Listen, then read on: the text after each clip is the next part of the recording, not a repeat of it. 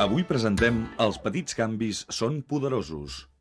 El futur del nostre planeta depèn no només de nosaltres, sinó de tots els que avui dia són nens.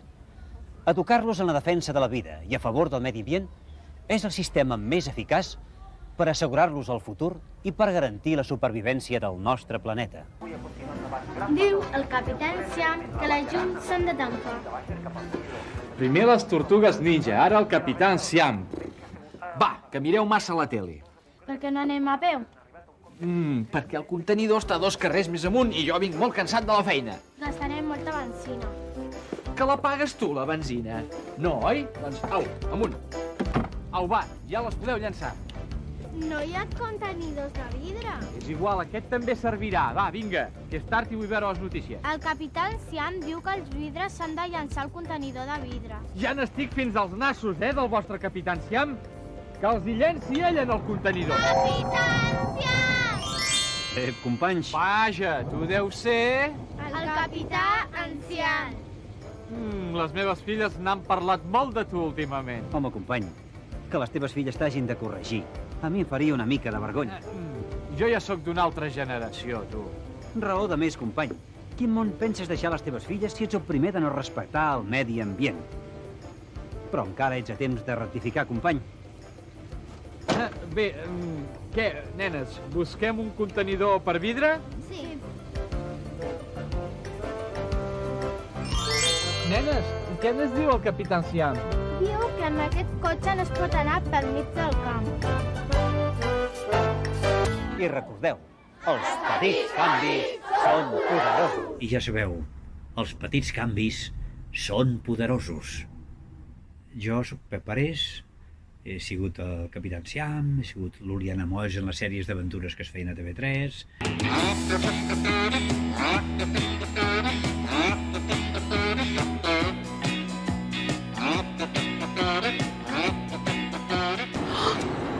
La perruqueria. Uli, m'acompanyes a la perruqueria?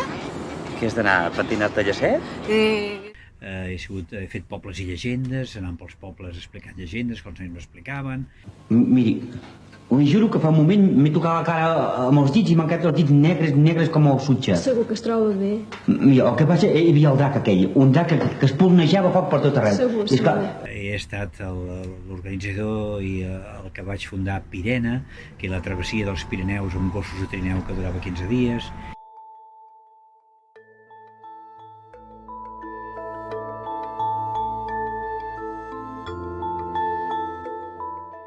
He estat president també d'Amnistia Internacional a Catalunya, que és una organització que defensa els drets humans allà on es conculquin. Seriosament, els defensors i defensores dels drets humans. Quan vaig començar amb el capità Siam era l'any 93. Es va fer i es va emetre el 94. En aquell moment el capità Siam era un personatge únic. No hi havia cap altre personatge que parlés de medi ambient. I nosaltres, com heu pogut comprovar, hi vam posar una mica de gràcia.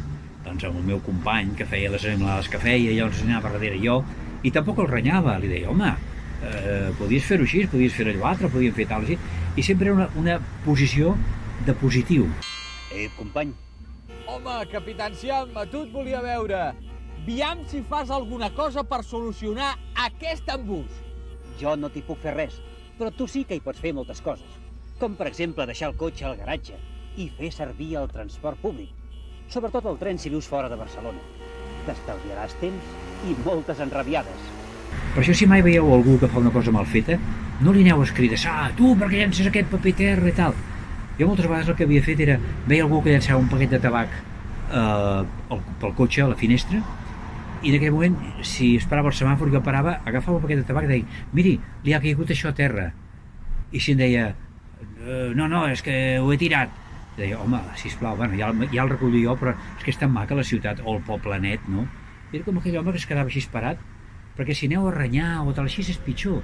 Sempre hem de buscar aquesta pedagogia positiva. Família, mamà, cap a casa. Però què passa? Company, Capità Siam! on aneu tan de pressa? Voleu dir que no ens deixem alguna cosa?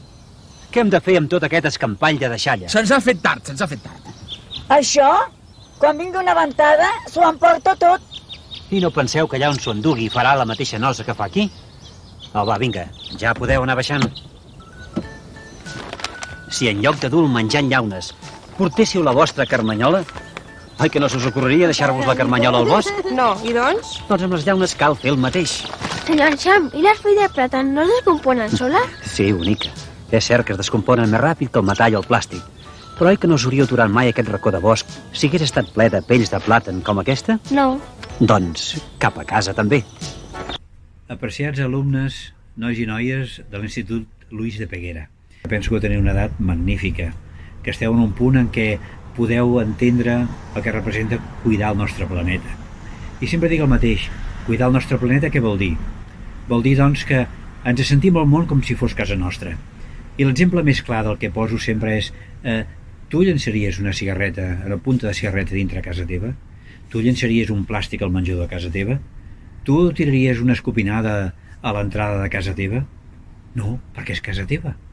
Doncs imaginem-nos que no existeix aquesta porta de casa vostra que separa casa vostra del món i que tot ho entenguem com el nostre món, la nostra llar, allà on estem. Que maco seria això si ho féssim de veritat, en el sentit que anem pel carrer i diem això és casa meva, és el món, que sé que és el que esteu fent vosaltres i sé què és el que us estan ensenyant els vostres professors. Jo trobo que és meravellós això. Res més, encantat d'estar amb vosaltres i una abraçada molt gran i ja sabeu, els petits canvis són poderosos. Els petits canvis són poderosos. Els petits canvis són poderosos.